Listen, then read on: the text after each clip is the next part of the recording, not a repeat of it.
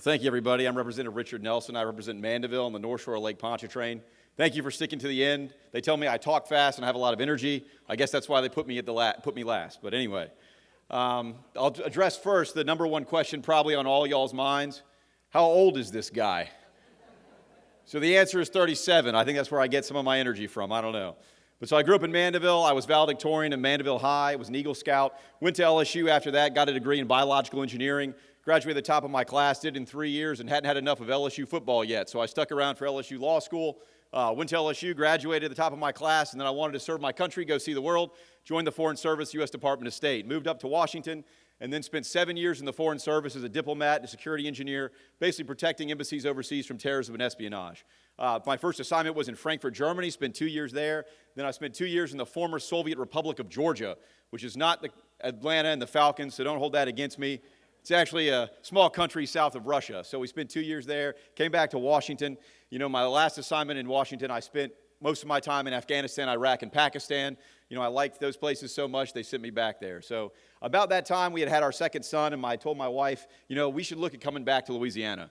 And, you know, most of my friends from high school, most of my friends from undergraduate, they're gone. They moved to Texas, they moved to Florida, they moved to Virginia, and they're not coming back. And so I said, if I had the opportunity to come back, I'm going to do it. I want my kids to grow up here. You know, I want them to know all the things I knew as a kid. We're able to find a way back to Mandeville. I got a job in the private sector. And then as soon as I got back, I told my wife again, hey, look, if I was able to get back, I'm going to try and fix the problem so that more people can come. So I ran for office in 2019. The second question that I get after how old I am is, well, what does your dad do?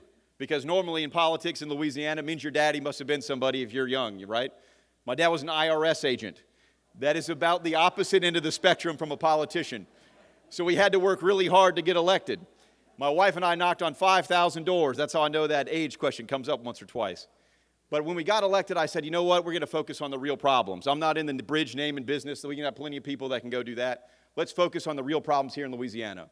Well, did you know that if we were just average, if Louisiana were just average in the country, we would all live 4 years longer and get a 33% raise? If we were just average. And this is from somebody I've never in my life aspired to be average, but we should at least expect it. That is the cost of bad government. 4 years of your life and a 33% raise. So how long has this been going on? Does anybody know the last time Louisiana added a congressional seat? The last time we actually grew faster than the rest of the country? 1910. 1910. That was the 8th congressional district. The 8th congressional district was anchored right here in Alexandria. They took it away in 1990. Our population growth didn't keep up with the rest of the country. Then they took away the 7th congressional district in 2010. The feds are fair guys. They take one away about every 20 years, every other census if you don't keep up. Guess what? We are on deck to lose the 6th congressional district in 2030 if we don't do anything different. Right now we're losing 40,000 people a year. 40,000 people a year. I bring this to your attention not to despair, but to tell you we need to do something different. We need to do something different. So in the 20s and the 30s, there was a governor named Huey Long. He said, I'm going to change Louisiana forever, and he did. What he said and what he did was put all the power and control in Baton Rouge. He said, if you're a local government like y'all, if you're a business, you're going to have to come to Baton Rouge, you're going to have to kiss the ring, and you're going to have to beg to get things done. And that is the same system that exists today. You can see it with all this budget fights and all these other things. Everybody's fighting to bring their money home. We put all of our money, especially through the income tax, we send it all up to Baton Rouge, and then it puts it on the roulette wheel of state government. And you know what? If you're a chairman of the committee, if you're on good terms with the governor, you get a splash pad. But that's not a way to run a government. When you look at states like Texas and Florida that have grown 6 times faster than us, it's because they don't run things that way. They keep more money locally, they raise it locally, they spend it locally, and they're not relying on who's in charge in Baton Rouge to get things done. And so I brought a bill in 2021, the second year after I got elected, to say let's throw out 100 years of Huey Long. Let's rewrite the tax code in Louisiana so we can look at like these states that are actually successful, that are attracting people, including significantly from Louisiana. And so that bill got rid of the income tax. It got rid of a lot of the exemptions and exclusions and everything else. It touched sales tax, property tax, everything. One of the things we talk about, ITEP, it phased out ITEP. It says, hey, look, the state government shouldn't be in the business of telling local governments how much money they can get. That's not the right thing to do. That doesn't happen in these other states. And so it made sweeping changes. I brought that in 2021.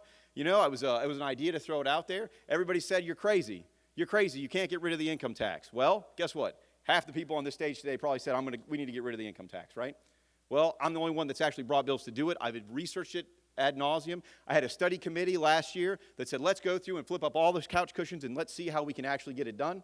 And we did that. The LMA came and testified in that committee. We took all those notes. I brought another package of bills this year to do the same thing that's more refined. And I'll tell you, that's what I'm going to do as governor. You don't have to, you don't have to just imagine it. You don't have to take my word for it. You can go read the bills. It's a few hundred pages. I hope, it'll keep you up at night. But at the end of the day, that's really where we need to go. We need to throw out this 100 years of Huey Long, and we need to make it like these states that are successful. Florida and Texas, like I said, grew 6 times faster than us in the last census. The second thing that I focus on a lot is education. I have 3 boys, 9, 7, and 5. So this was something that got thrown upon me with COVID. My wife and I had to teach them how to read, and we said, well, what's going on in Louisiana? How come we struggle so much with literacy? How come half our 3rd graders can't read on grade level? And so when I looked at that, we said, well, let's look around the country. What's working? Well, our neighbors in Mississippi in 2013 passed a package of bills that since then, they were 49th in 2013 when they passed that, and there was one step below us. We're 48. So since then, now they're 21st, and we're still at the bottom in the 40s. And so we said, well, why don't we do that here? So I brought a bill 2 years ago that said if you can't read at the end of 3rd grade, you get held back, you get extra training, extra tutoring before you get promoted on. That's exactly what Mississippi did, and they've had astronomical results. So I had that bill. I passed it this year. It's going to go into effect 2 years from now, and that's going to change a lot of things because if you can't read, guess what? You're not going to graduate from high school. You're not going to get a good job. You're not going to go to college. All these things you're going to struggle with. So it's a proven policy to actually fix things. It has to be implemented well. It has to be implemented by the governor, but that's what I'm going to focus on, something else. A few other things you got to look at. High-quality teachers. High-quality teachers. There's no education system in the world that is higher quality than its teachers. Guess what? If you're a 20-year teacher, 20-year veteran teacher in St. Helena Parish, do you know how much you make a year? $33,000 after 20 years as a teacher. That's unacceptable. I think we need to raise the standards for teachers, and I think we need to raise the pay of teachers so we get the best and the brightest going into teaching. I think that can turn it around. I think early child education is another thing that we really got to focus on. And so early child education, when you're looking at this generational poverty that we've had in Louisiana forever, I think if you can get kids early, if they can walk into kindergarten and they've tried to read before, they know their colors, they know their numbers, they know how to play with other kids, then you can really close some of those generational gaps that have been there forever. So that's one of the best things. Of all the stuff we spend our money on, I say early child education gives you one of the best bangs for your buck. That's another thing we got to focus on in education. And the last thing I'll talk about, and the last thing that I know is on a lot of people's minds, insurance. Insurance. We are in the middle of an insurance crisis in Louisiana. So I'm in St. Tammany Parish. I'm used to people telling me they're moving to Texas and they're moving to Florida. But when they tell me I'm moving to Mississippi because they have more affordable insurance, that makes me mad.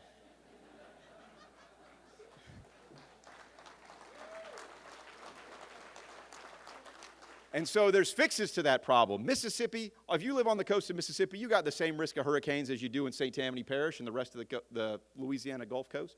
You have the same problems. But it's the law that separates. It's the law that's different.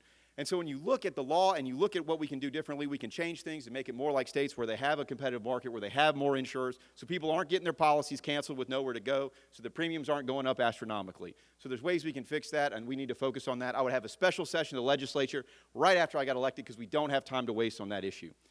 And so with that, I'll leave you with this.